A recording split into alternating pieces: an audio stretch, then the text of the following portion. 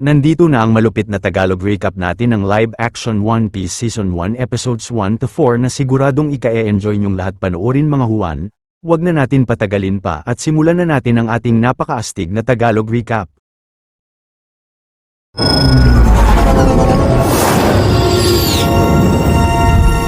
Sa East Blue Sea sa kasalukuyang panahon, sinabi ni Luffy sa isang news ko na plano niyang hanapin ang One Piece upang maging hari ng mga pirata, ngunit inalisan siya ng ibon.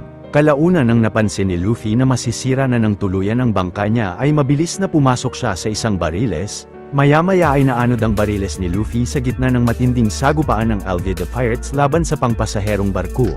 Hindi nagtagal ay nagawang mabihag ni na Captain Alvida ang ilang crew ng passenger ship at nakuha ng mga pirate crew niya ang bariles ni Luffy. Kalaunan ay walang awang tinapos ng kapitan ng isa sa mga ito at pinalinis ang dugo nito sa crew niyang si Kobe. Pagsapit ng gabi sa Sixes Island, ang pirate bounty hunter na si Roronoa Zoro ay nagtirik ng mga kandila sa isang shrine at nilapitan siya ni Mr. Seven. Hinikayat si Zoro ni Seven na sumali sa grupo ng mga assassin nila na ang Baroque Works, ngunit nang tumanggi ang lalaki ay mabilis na inatake siya nito. Pero ang pirate hunter ay magaling na kinalaban si Mr. Seven gamit ang mga katana niya hanggang sa nagawa niya itong mapabagsak. Samantala habang nasa lower deck ng barko ay napansin ni Kobe ang paglabas ni Luffy sa bariles, pero sinabi niyang isa rin siyang pirata. Nasabi ng binatilyo na hindi mukhang pirata si Luffy dahil ang mga ito ay mga mamamatay tao at mga magnanakaw, pero nasagot ni Luffy na hindi ganoon ang mga piratang kilala niya. Kalaunan habang natutulog ang mga crew ay naisipan ng binatilyong tulungan si Luffy na makatakas ng barko. Subalit paghawak ni Luffy ng sagwan ay aksidenteng napatunog niya ang bell ng poste at mabilis na sinugod sila ni na Captain Alvida. Galit na inatake ng kapitan sina Luffy gamit ang duck-shaped club nito, pero ang bida gamit ang kakaibang abilidad niya ay magaling na nakakaiwas siya sa lahat ng mga atake ng kapitan. Nang binaril si Luffy ng isang crew ay nabalik niya ang bala nito rito at mabilis na ginamit ng bida ang gum-gum pistol attack niya upang mapatalsik si Alvida mula sa barko. Kinatakot naman ng mga crew ang abilidad ni Luffy at hinikayat niya si Kobe na sumama sa kanya. Kinaumagahan sa karagatan ng East Blue, ang babaeng sinami sakay ng bangka niya ay humingi ng tulong sa dalawang pirata, pero nang napansin ng mga pirata ang nakatagong treasure chest ni Nami ay nagmadali silang sumakay sa bangka niya upang buksan ang baul na wala palang laman, pero ang babae ay mabilis na nanakaw ang barko ng mga ito. Samantala si Luffy ay tinanong kay Kobe kung anong plano niya sa buhay at nasagot ng binatilyo na nais niyang maging isang marine upang protektahan ang mga tao. Si Luffy naman ay naisipang puntahan nila ang pinakamalapit na marine base upang makasali roon si Kobe habang siya ay kukunin ang mapa ng Grand Line upang mapuntahan ang lugar at mahanap niya roon ang One Piece. Maya-maya ay narating nina Luffy at Kobe ang Shells Town kung nasaan ang 153rd Marine Branch at naisipan nilang kumain muna sa isang bar.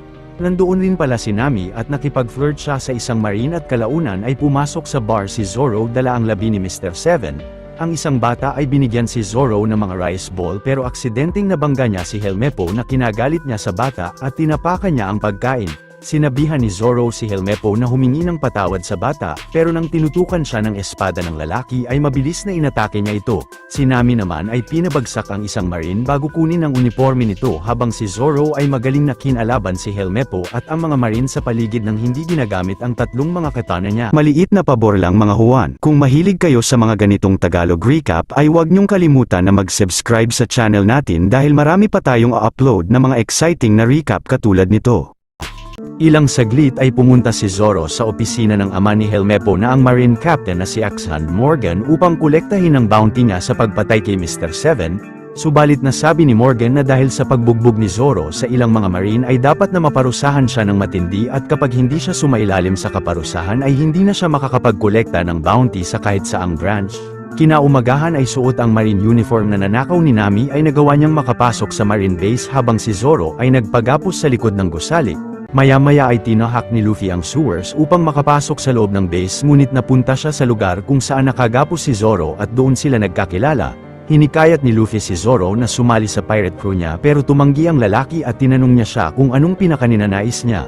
Nasagot ni Zoro na napangako niya noon sa isang tao na magiging pinakamagaling na swordsman siya, pero si Luffy ay tinanggal ang gapos ng lalaki kahit pa alam niyang hindi ito sasali sa crew niya bago siya bumalik sa sewers. Maya-maya si Helmeppo sa silid na hawak ang katana ni Zoro ay biglang pinasok ng lalaki at kinuha sa kanya ang sandata niya. Samantala si Nami ay pinasok ang stockroom ng base upang nakawin ang Grand Line map at nalaman niya sa isang marine na nakatago sa opisina ni Morgan ang mapa.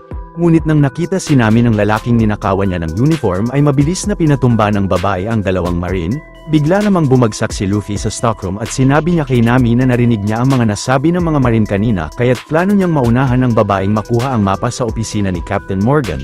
Subalit biglang nakaharap ng dalawa si Morgan at si Nami ay nagdahilan sa kapitan na naaresto niya ang lalaking yun dahil sa pagdahilan nito ng kaguluhan sa bayan. Kahit pa nagdududa ay inalisa ni Captain Morgan ang dalawa pero si Nami ay nakuha pala ang mga susi ng kapitan dahil isa siyang magaling na magnanakaw. Hinikayat naman ni Luffy si Nami na sumali sa pirate crew niya ngunit tumanggi ang babae, subalit nalaman ni Morgan sa mga tauhan niya na pinasok sila ng mga pirata habang sina Nami ay napasok ang opisina ng Marine Captain at sinimulan nilang hanapin sa loob ang Grand Line map. Pero si Luffy ay nagawang makita ang sekretong vault ng kapitan sa sahig ngunit agad na sinimulang wasakin ni Morgan ang pinto ng opisina niya. Ngunit dahil hindi mabuksan ni Nami ang vault ay buong lakas na tinanggal ito ni Luffy mula sa sahig na kinatalsik nila palabas ng gusali. Mabilis na inatake sina Nami at Luffy ng napakaraming marine ng base pero nang napadaan roon si Zoro ay naisipan niyang tulungan silang dalawang kalabanin ng mga marine hanggang sa natapos nila ang mga ito. Subalit galit na hinarap ang tatlo ni Captain Morgan at habang patuloy na kumakalaban ng mga marine si Nami ay buong lakas na pinagtulungang kalabanin ni Zoro at Luffy ang kapitan. Subalit dahil nahirapan ang dalawa na makipagsagupaan sa kalaban ay napagdesisyonan ni Zoro na gamitin ang pangatlong katana niya. Nagpatuloy na nakipaglaban sina Luffy at Zoro sa Marine Captain hanggang sa nagawang mapabagsak ng bida si Morgan gamit ang Gum Gum Whip attack niya. Pagkatapos ay tinulungan ni Zoro sina Luffy na madala ang vault sa barko ni Nami pero nang tinutukan sila ng baril ni Helmeppo ay mabilis na sinuntok ito ni Kobe bago magpaalam ang binatilyo sa grupo. Maya-maya ang pirate captain na si Buggy ay nalaman sa crew niyang si Kabaji na may tatlong piratang nakakuha ng Grand Line map sa Shells Town. Sa kasalukuyan na yun si Vice Admiral Garp ay nakatanggap ng balita mula sa Shells Town na ninakaw ang Grand Line map ng isang pirata na nakasuot ng straw hat. Sa sunod na eksena, nagawang mabuksan ni Nami ang vault at nakuha niya rito ang Grand Line map. Subalit ang Buggy Pirate sa di kalayuan ay biglang pinasabugan sila ng smoke bomb na kinawalan ng malay ni Zoro at Nami pero si Luffy ay nilunok ang mapa bago mawalan rin ng malay.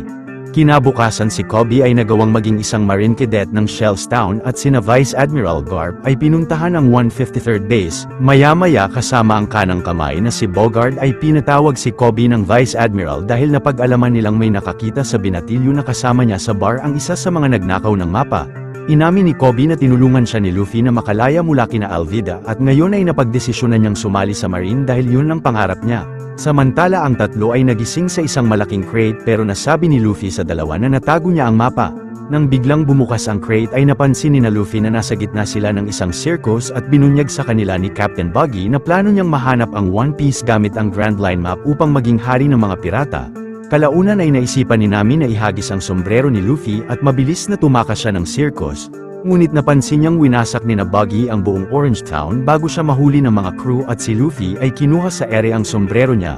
Binihag pala ni Captain Buggy ang mga mamamayan ng Orange Town upang gawing mga manonood ng circus niya at nasabi ng kapitan na narinig niya si Luffy sa loob ng crate na natago nito ang mapa. Kaya't naisipan ni Buggy na torturin si Luffy upang alamin sa kanya kung nasaan ang Grand Line map habang sina Nami at Zoro ay kinulong sa kabilang silid. Pero hindi nasasaktan si Luffy sa paraan ng pagtutorture ni Buggy sa kanya at biglang naalala ng kapitan si Shanks mula sa straw hat na suot niya. Dati raw silang mga pirate crew ng isang barko hanggang sa natraidor siya nito. Pagkatapos ay naisipang banatin rin ni Buggy ang katawan ng isang bata pero si Luffy ay buong lakas na kumawala sa gapos niya at mabilis na sinuntok si Buggy. Subalit ang naputol na ulo ni Buggy ay agad na bumalik sa katawan niya dahil nakakain pala siya ng isang chop-chop devil fruit at pinatumba ng kapitan si Luffy gamit ang gas bomb niya.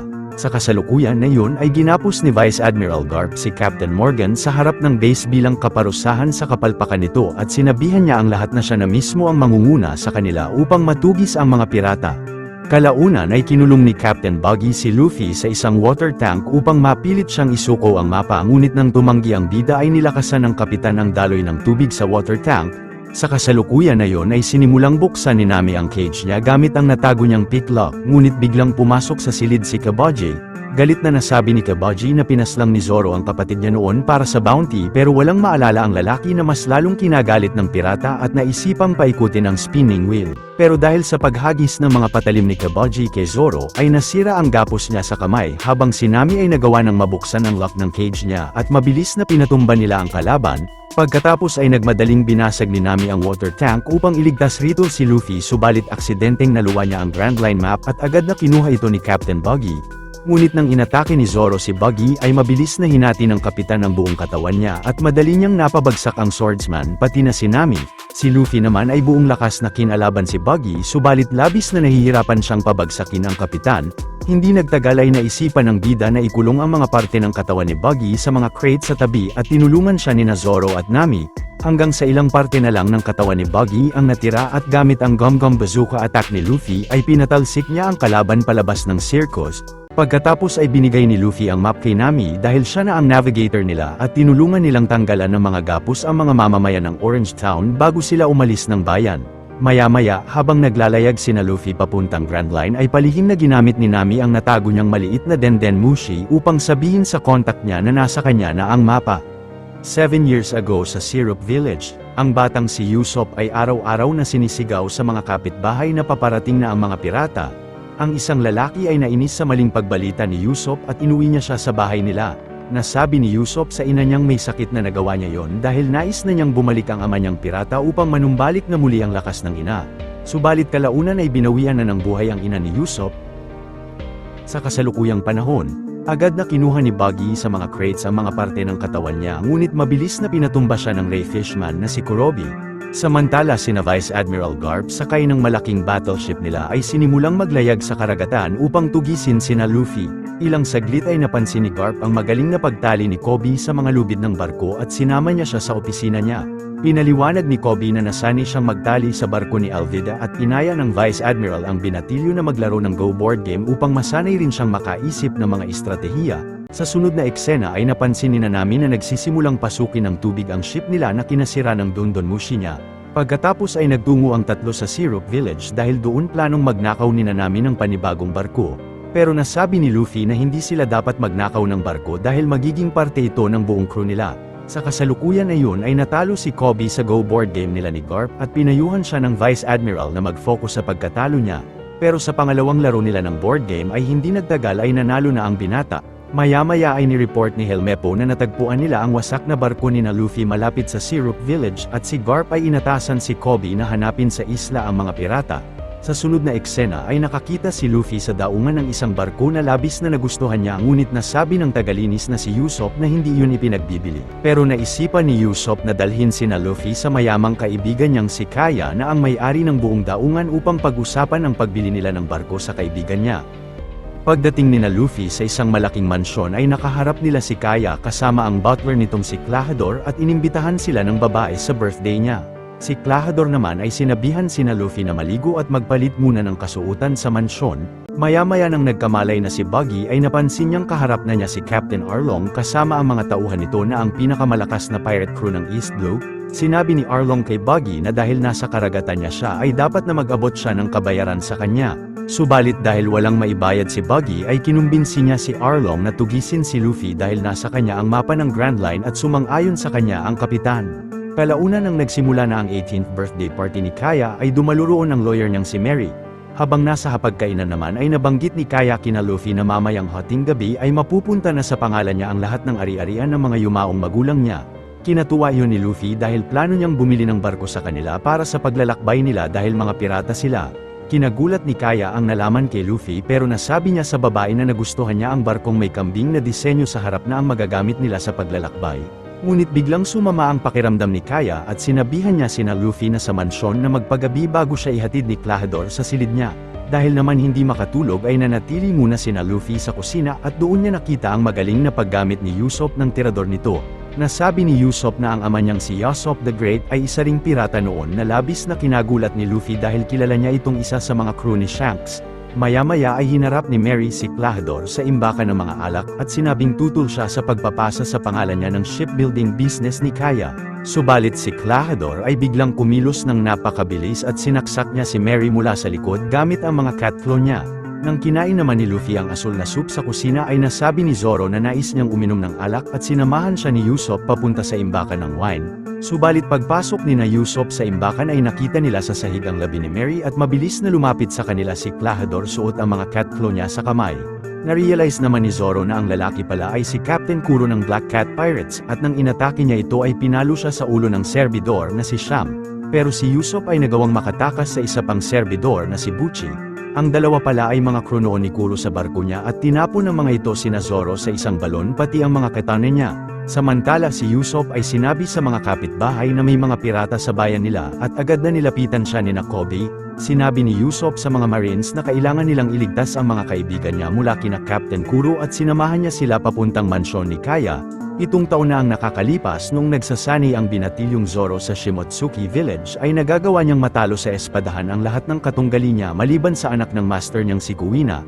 Inis na napangako naman ni Zoro kay Kuina na balang araw ay magiging pinakamagaling na swordsman siya sa buong mundo at hinamon niya ang dalagita na makipaglaban sa kanya gamit ang mga totoong katana nila. Maya-maya ay palihim na nakipaglaban uli si Zoro kay Kuina sa gitna ng kakahuyan gamit ang dalawang katana niya habang ang dalagita ay isang katana lang ang gamit ngunit magaling na napapabagsak siya nito ng ilang beses. Matapos ang mahabang laban nila ay hindi nagtagal ay nagawa uling matalo ni Kuina si Zoro. Subalit sa sunod na araw ay nalaman ni Zoro sa master niya na namatay si Kuina sa aksidente. Maya-maya sa funeral ceremony ni Kuina ay hiniling ni Zoro sa master niya na mapa sa kanya ang Wado Ichimonji sword ng kaibigan dahil mas naging determinado siyang tuparin ang pangako niya sa kanya na magiging pinakamagaling na swordsman siya. Napunta na sa kasalukuyang panahon ng istorya kung kailan si Nami ay nakita si Luffy sa kusina na walang malay dahil sa pagkain niya ng isang kalderong asul na soup. Ngunit nang napansin ni Nami na papunta sa kusina si Klahadore ay agad na nagtago siya sa isang cabinet at nalaman niya sa tatlo na may halong lason pala ang nakain ni Luffy. Hindi nagtagal ay nakarating si Kobe sa mansyon ni Kaya at hinarap sila ni Klahadore. Sinabi ni Usopp na siya mismo ang piratang si Kuro ngunit napansin ni Kobe na wala itong itinatagong mga patalim sa mga kamay. Natanong naman ni Helmeppo ang tungkol sa puganteng pirata na si Luffy at nasabi ni Klahadore na isa sa mga panauhin nila ito. Pagkatapos ay inatasan ni Klahadore ang dalawang serbidor na ibigay si Luffy sa mga Marines at nagdahilan ng lalaki na nalasing ito bago siya nagmadaling magpaalam sa kanila. Ilang saglit ay palihim na pumasok si Usopp sa silid ni Kaya upang mabalaan siya sa masamang plano sa kanya ni Klahadore ngunit hindi siya pinaniwalaan ng babae. Samantala si Zoro ay nagkamalay na sa loob ng balon at gamit ang isang hook ay sinubukan niyang makalabas ng balon. Kalaunan ay lumabas si Nami ng cabinet at pinalo niya sa ulo si Sham bago tumakbo palayo. Subalit pagdating ni Kuro sa kusina ay nasabi niyang dahil hating gabi na ay yun na ang oras upang tapusin nila si Kaya. Pagkatapos ay inatasan ni Kuro si Buchi na isarado ang buong mansyon upang makasigurado silang walang makakapigil sa kanila. Si Nami naman ay sinabi kay Kaya na narinig niya kina Klahadore na may lason ang mga pinapakain ng mga ito sa kanya at agad na tinulungan nila siyang makatakas ng mansyon. Nang napaubos si Kaya ay mabilis na inatake sila ni Kuro mula sa loob ng pader pero nagawa nilang makatakas sa kalaban. Sa sunod na eksena ay buong lakas na pinilit ni Zoro na akyatin ang matarik na balon hanggang sa nagtagumpay siyang makalabas rito. Sa kasalukuyan na yun ay nasabi ni Kobe kay Helmeppo na sa tingin niya ay totoo ang sinasabi ni Usopp at kalaunan ay biglang nasuka ni Luffy kay Helmeppo ang soup na nakain niya.